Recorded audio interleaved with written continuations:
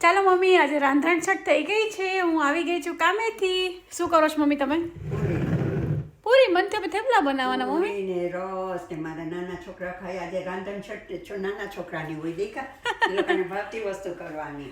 તો મમ્મી જો અહીંયા બનાવે છે, પૂરીનો લોટ બાંધે છે. મને એમથી મમ્મી તમે થેપલાનો લોટ બાંધો છો. હું કામેથી હમણાં જ આવી, તમે જો કિચનમાં આવી તો મેં મારું છે ને આવીને સીધી પહેલાં છે ને બ્લેક કોફી, હા સોરી મમ્મી, બ્લેક કોફી બનાવી અને સીધું જોઉં છું તો મમ્મી તો અહીં ચાલુ કરી નાખ્યું છે રાંધણ છઠનું ખાવાનું બનાવવાનું.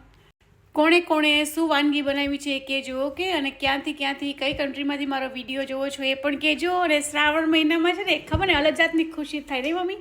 આ બધા તહેવારો આવે ને આ તે ને, એમાં ઇન્ડિયામાં તો વધારે સાતમ આઠમનું રમવા જાય ને પત્તા રમે સાથે ને મમ્મી બારે મેળામાં જાય ને, હે ને? ઇન્ડિયાની ખુશી તો અલગ જ ખુશી છે. કોણ કોણ જોવે છે ઇન્ડિયાથી જરૂરથી કમેન્ટમાં લખજો, ઓકે? ચાલો, જય શ્રી કૃષ્ણ, બાય.